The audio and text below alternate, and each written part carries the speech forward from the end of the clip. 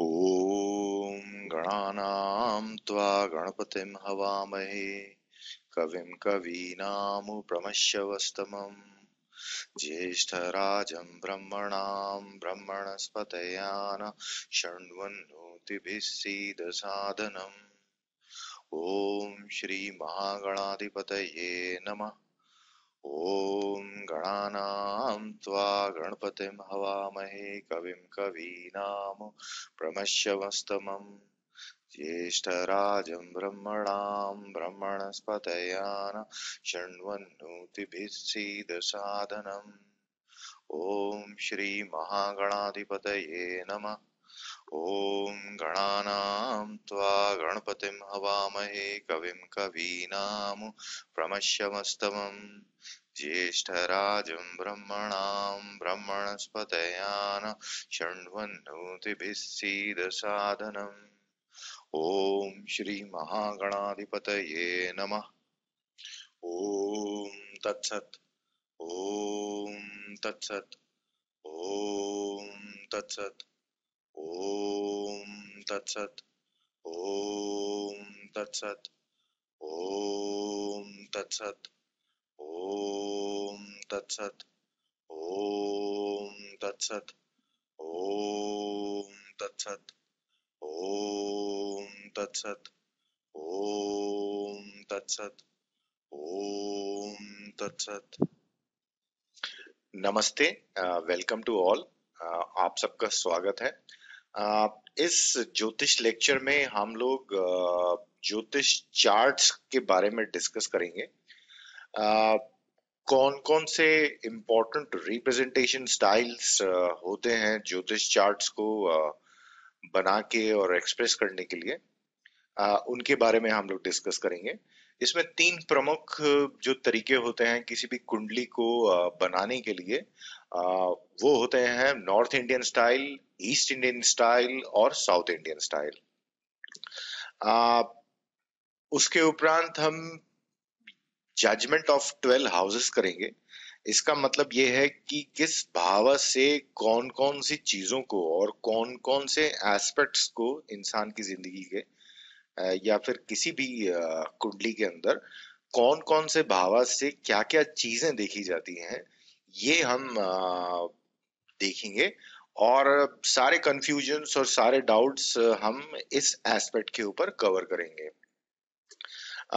उसके उपरांत हम भाव कारका के बारे में बात करेंगे। जैसे कि हमने ग्रह के नैसर्गिक कारकास के बारे में बात करी थी कि कौन कौन से ग्रह का प्राइमरीली क्या एजेंडा रहता है और वो कौन कौन से प्रोजेक्ट्स के ऊपर काम करता रहता है, नेचर ने उसको कैसा बनाया है, उसके कैसे गुण उसमें दिए हैं ताकि वो कुछ चीजों को नेचुरली रिप्रेजेंट कर सके या उसका नैसर्गिक कारक बन सके। इसी तरह से कुछ ग्रह हर एक भाव के, हर एक हाउस के कुछ कारका होते हैं जो कि उस पर्टिकुलर प्रोजेक्ट, जो भी चीजें उन हाउसेस से देखी जाती हैं उनके लिए वो जिम्मेदार होते हैं और उनके एजेंडा में वो चीजें टॉप पे होती है, उन ग्रहों के एजेंडा में वो चीजें टॉप पे होती है। इसीलिए वो अपना काम उस पर्टिकुलर भाव के बारे में बहुत अच्छी तरह से करते हैं और रादर वो पूरी तरह से प्राइमरीली उस चीज को टेक केयर करते हैं या उसका ध्यान रखते हैं। उसके उपरांत हम ज्योतिष में विभिन्न विभिन्न तरह से जो भाव होते हैं, जो हाउसेस होते हैं, उनका कैटेगराइजेशन कर रखा है ज्योतिष में। हम उस कैटेगराइजेशंस को देखेंगे कि कौन कौन से हाउसेस किन किन तरह से ग्रुप होके क्या नाम से कहलाते हैं, पहली बात तो। और दूसरी बात, उन नामों का क्या सिग्निफिकेंस है और कैसे हम उनको ज्योतिष में इस्तेमाल करते हैं। So by the end of this lecture we will have knowledge of all these things, we will remove all the doubts and we'll clarify everything very systematically. तीनों जो तरीके हैं कुंडली बनाने के, उसमें हम सबसे पहले उत्तर भारत में जो तरीका बहुत प्रसिद्ध है, जो कि पूरे विश्व में भी इस्तेमाल किया जाता है, बहुत सारे लोग इसको इस्तेमाल करते हैं। ये सबसे सिंपल तरीका भी है। इसको नॉर्थ इंडियन स्टाइल बोला करते हैं। नॉर्थ इंडियन स्टाइल की एक खासियत ये होती है कि इसमें जो जगह होती है जहाँ पे लगना होता है, जहाँ पे इंसान का एसेंडेंट होता है, वो जगह हमेशा फिक्स्ड हुआ करती है। वो जगह यहाँ पे इस पर्टिकुलर जहाँ पे एरो आ रहा है, उस जगह पे लगना हुआ करता है। और कुंडली में जो भावा की काउंटिंग होती है, जो 12 भावा किसी कुंडली में होते हैं, जो कि 12 राशि के ऊपर सुपर इम्पोज होते हैं, या उनके ऊपर वो लोग एक्सप्रेस करे जाते हैं भावास, वो एंटी क्लॉकवाइज डायरेक्शन में, घड़ी के एकदम उल्टे, अगर हम देखें घड़ी को, तो 12, 11, 10, 9 ऐसे करके लिखा हुआ है, और एक यहाँ पे है। तो घड़ी की जो सुइयां घूमती हैं वो इस डायरेक्शन में घूमती हैं। बट जो हम भावास की काउंटिंग करते हैं नॉर्थ इंडियन स्टाइल में, वो एंटी क्लॉकवाइज डायरेक्शन में करते हैं। और काउंटिंग इस तरह से स्टार्ट होती है: 1, 2, 3, 4, 5, 6, 7, 8, 9, 10, 11 और 12।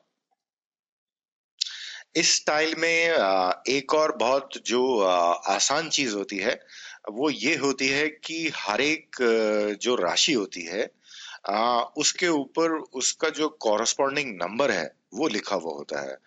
तो इस पर्टिकुलर कुंडली में, जो कि हम काल पुरुष की कुंडली मानते हैं, जो कि एरीज है, जो कि मेष राशि जब जब लग्ना बनती है, ये काल पुरुष की कुंडली कहलाती है।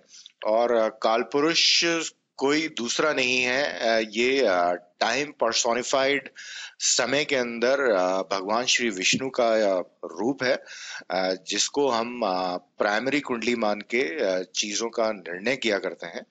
सो नॉर्थ इंडियन स्टाइल में हर एक राशि कौन से भाव के अंदर स्थित है, उसका एक अपना नंबर लिखा होता है।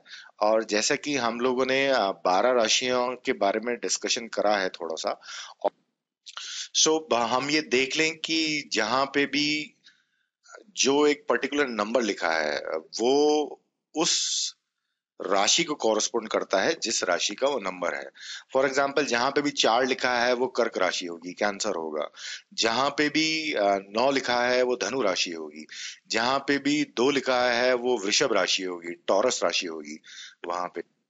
सो इम्पोर्टेंट बात नोट करने वाली ये है कि यहाँ पे इस हाउस में जहां पे एरो आ रहा है, वो जगह लग्न की होगी, वो जगह उस साइन की होगी जो कि ईस्टर्न होराइजन में उस समय राइज कर रहा है। सो अगर हम मान लें कि किसी जगह पे ईस्टर्न होराइजन में सिंह राशि या फिर लियो राइज हो रहा है, तो नॉर्थ इंडियन स्टाइल के रिप्रेजेंटेशन के अंदर इस एक की जगह यहाँ पे 5 आ जाएगा, और उसके बाद ऑर्डरली बाकी सारे के सारे भावास के अंदर राशि मैप्ड होंगी। जैसे जैसे लग्ना लियो हो गया तो 5 यहाँ पे आ जाएगा, तो दूसरे भाव में यहाँ पे 6 आ जाएगा, तीसरे भाव में 7 आ जाएगा, चौथे भाव में 8 आ जाएगा, और ऐसे ऐसे करते करते 12वां जो भाव है वहां पे कैंसर या कर्क राशि आ जाएगी। हम अगर एक उदाहरण लें जिसमें नॉर्थ इंडियन स्टाइल में कैसे किसी कुंडली को बनाया जाता है और कुछ उसको कैसे व्यक्त किया जाता है, कैसे रिप्रेजेंट करा जाता है, इसका एक एग्जाम्पल मैंने यहाँ पे लिया हुआ है। ये कुंडली श्री स्वामी विवेकानंद की है। और इस कुंडली में हम देख सकते हैं कि नंबर 9 जो लिखा हुआ है, वो सबसे पहले भावा में लिखा हुआ है। तो इसका मतलब ये है कि जब स्वामी जी का जन्म हुआ था, तो उस समय पूर्व में ईस्टर्न होराइजन में जो साइन, जो कि जो राशि राइज हो रही थी, वो उस समय धनु राशि थी। तो हम इस चार्ट में देखकर ये कह सकते हैं कि जो फर्स्ट हाउस है जहाँ पे ए एस और असेंडेंट भी लिखा हुआ है, ये स्वामी जी का लग्ना था, स्वामी जी की कुंडली में लग्ना है। और जो दूसरा भाव है, यहाँ पर मकर राशि है। जो तीसरा भाव है, जो थर्ड हाउस है इनके चार्ट में, वहां पे अक्वेरियस कुंभ राशि है। जो चौथा हाउस है स्वामी जी के चार्ट में, वहां पे पाइसिस मीन राशि है। जो पंचम भाव है, वहां पे एरीज मेष राशि है। ऐसे ऐसे करके हम आगे की तरफ कैलकुलेट करते हैं। ये छठा भाव है, ये सातवां भाव है। और ऐसे ऐसे करके हम लोग कैलकुलेट करते हैं। फॉर एग्जाम्पल वापस से बात करें तो जो काउंटिंग में यहाँ से 11th हाउस आता है जो कि 11वां भाव आता है, वहां पे लीब्रा है, तुला राशि है। और स्वामी जी के 12वें भाव में, जो कि 12वें भाव में स्कॉर्पियो राशि है। इसी तरह से अगर हम ये देखें कि कौन कौन से भाव में कौन कौन सा ग्रह बैठा हुआ है या वहां पे उस समय उपस्थित है, तो हम ये बोलेंगे कि पहले भाव में जहां पे धनु राशि है वहां पे सूर्य देव बैठे हुए हैं। दूसरे भाव में जहां पे केप्रिकॉन मकर राशि है वहां पे शुक्र और बुध बैठे हुए हैं। पंचम भाव में जहां पे एरीज है वहां पे मंगल बैठे हुए हैं। छठम भाव में जहां पे टॉरस वृषभ राशि है वहां पे केतु बैठे हुए हैं। दशम भाव में मून, चंद्रमा और शनि महाराज सैटर्न बैठे हुए हैं। और यहाँ पे जो राशि है वो वर्गो राशि है, कन्या राशि है। 11वें भाव में तुला राशि में गुरुदेव बैठे हुए हैं, जुपिटर बैठे हुए हैं। और 12वें भाग में स्कॉर्पियो जो साइन है वहां पे राहु बैठे हुए हैं। इसी तरह से अगर हम ईस्ट इंडियन स्टाइल रिप्रेजेंटेशन का जो है उसके बारे में बात करें, जो कि पूर्व भारत में बहुत फेमस है। वहां पे जो बड़े बड़े ज्योतिषी हैं वो लोग इस रिप्रेजेंटेशन स्टाइल को यूज करके एनालिसिस करते हैं चार्ट का और प्रिडिक्शंस करते हैं और या फिर जातक की मदद करते हैं। इस चार्ट स्टाइल में एक इम्पॉर्टेंट चीज ये है कि इस चार्ट में जो राशिज होती हैं जहां पे उनका रिप्रेजेंटेशन होता है वो जगह फिक्स होती हैं। जैसे मैंने यहाँ पे लिखा हुआ है कि एरीज जो कि मेष राशि है उसकी जो जगह यहाँ पे जो प्राइमरी ब्लॉक है जो कि स्क्वायर हमको दिख रहा है, ये जगह हमेशा एरीज की होगी। और इसी वजह से जब हमने राशि की जगह फिक्स कर दी है तो जो लग्न है, जो इंसान का असेंडेंट है, जहां से उस चार्ट का उदय हो रहा है, जहां से उस चार्ट की बिगनिंग हो रही है किसी भी चीज की, वो कहीं भी हो सकती है। सो इस पर्टिकुलर चार्ट में हम देखें, ये वापस स्वामी विवेकानंद जी का ये चार्ट है। और इसमें हम ये देखें कि जो ए एस जो असेंडेंट लिखा हुआ है वो यहाँ पे अ, इस हाउस में लिखा हुआ है। इसका मतलब जो स्वामी जी का जो लग्न है वो यहाँ पर है। इस चार्ट रिप्रेजेंटेशन स्टाइल में भी जो काउंटिंग होती है, जो कि हम लोग आगे बढ़ते हैं, जो कि पहले भाव से दूसरे भाव की तरफ या पहली राशि से दूसरी राशि की तरफ, दूसरे से तीसरे की तरफ, चौथे की तरफ, पांचवें की तरफ, जो काउंटिंग का जो ऑर्डर है वो भी एंटी क्लॉकवाइज डायरेक्शन में होता है। इसका मतलब अगर एरीज यहाँ पर है तो टॉरस, सेकंड हाउस जो टॉरस है वो यहाँ पे होगी। उसके बाद जेमिनाई यहाँ पे होगी और जो कैंसर है वो यहाँ पे होगी। जो सूर्य की राशि है, सिंह राशि है, वो इस जगह पे होगी। जो कन्या राशि है जो कि सिक्स्थ साइन होता है वो ये होता है, इस जगह पे होगा। जो कि तुला राशि है वो यहाँ पे होगी और इसी तरह से फिर आगे होगी। और इस चार्ट रिप्रेजेंटेशन स्टाइल में जैसा मैंने अभी अभी बोला कि राशियों की जो जगह है वो फिक्स होती है। मतलब जिस जगह पे जो राशि आएगी वो जगह पहले से तय है। तो इसी वजह से इस चार्ट रिप्रेजेंटेशन स्टाइल में राशि के कॉरस्पॉन्डिंगली जो नंबर होता है वो नहीं लिखा जाता है। फॉर एग्जाम्पल जैसे मेष राशि के कॉरस्पॉन्डिंग वन जो नंबर होता है, एक जो होता है, वो यहाँ पे नहीं लिखा जाता है। और उसके लिखने के बावजूद भी ये चार्ट रिप्रेजेंटेशन स्टाइल अपने आप में पूरी तरह से क्लियरली एक ज्योतिष चार्ट को रिप्रेजेंट करता है। तो हम इस चार्ट को वापस से देखें तो ए एस जहां पे लिखा हुआ है जो कि एसेंडेंट है, जो कि स्वामी जी का लग्न है, ये धनु राशि में पड़ता है।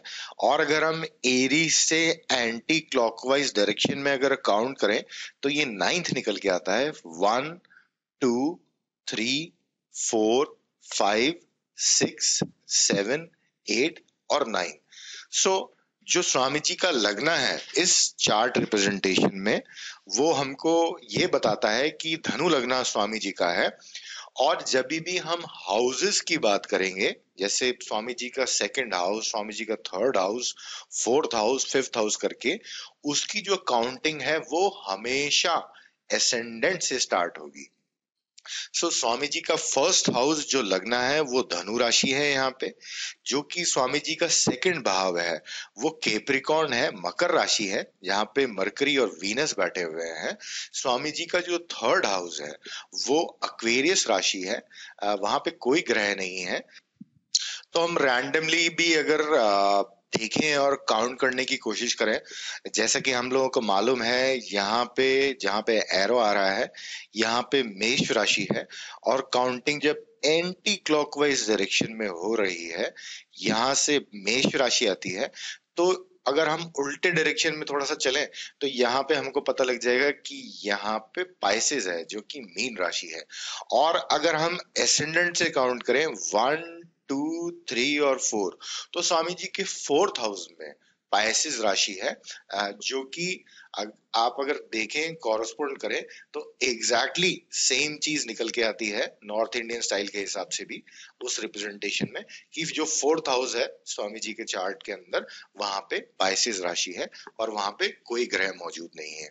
इसी तरह से आ, हम बाकी हाउसेस को काउंट करेंगे स्वामी जी के चार्ट में और फिर इस चीज का एक मीनिंग निकालेंगे।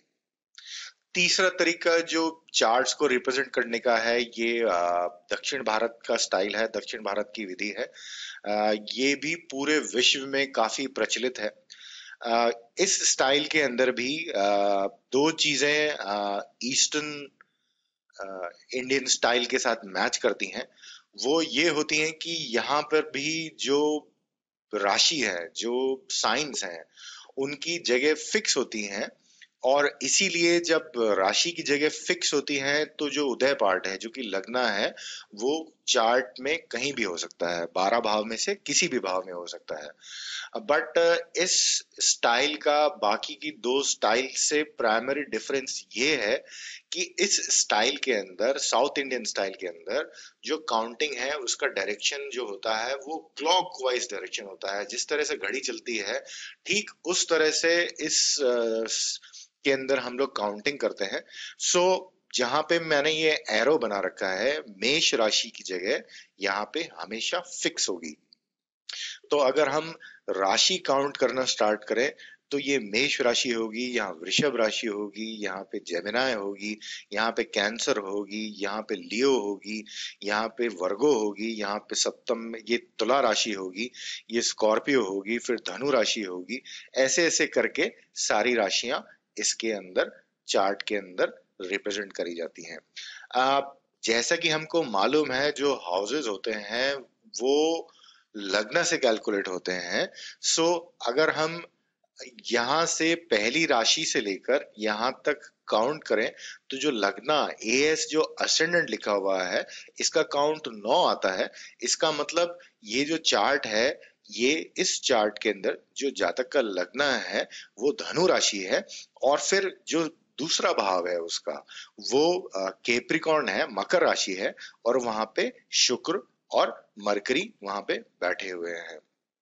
सो इन जनरल ये तीन चार्ट रिप्रेजेंटेशन स्टाइल्स हैं।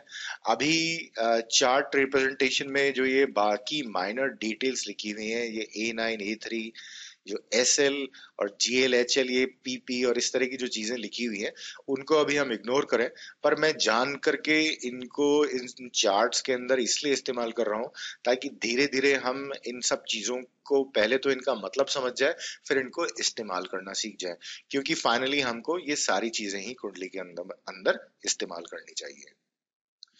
साउथ इंडियन स्टाइल में भी जब राशि और साइंस की जो जगह है वो फिक्स कर दी गई है, तो इस रिप्रेजेंटेशन स्टाइल में भी राशि का जो नंबर जो कि हमको नॉर्थ इंडियन स्टाइल में लिखा जाता है वो यहाँ पर भी नहीं लिखा जाता है। ये क्लियरली एविडेंट है कि जैसे ये वाला भाव जो अभी खाली है यहाँ पे पाइसेस राशि होगी, क्योंकि मेष राशि यहाँ पर है और जो काउंटिंग का जो डायरेक्शन है वो इस तरह से क्लॉकवाइज चलते हुए यहाँ पे 12वें घर में पाइसेस पे पहुंचता है।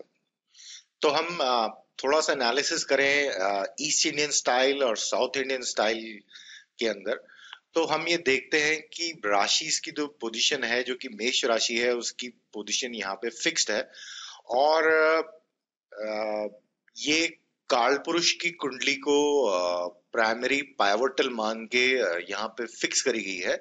तो एक जो रेफरेंस हमेशा चलता रहता है कि काल पुरुष की कुंडली के हिसाब से जातक का लग्न कहाँ पे है, जातक के बाकी भाव कैसे हैं, कौन कौन सा ग्रह कहाँ पे बैठा है, इसका एनालिसिस हम लोग इस पॉइंट से देखकर कर सकते हैं। ईस्ट नॉर्थ इंडियन स्टाइल में हमारे को जो ये एनालिसिस करना है काल पुरुष की कुंडली के हिसाब से, किसी जातक की कुंडली में कौन कौन से ग्रह कहाँ पे बैठे हुए हैं, वो हमको जहां पे भी हमको एरीज या मेष दिखे, वहां के हिसाब से हमको वो रेफरेंस फ्रेम मानकर हमको इवैल्यूएशन करना चाहिए।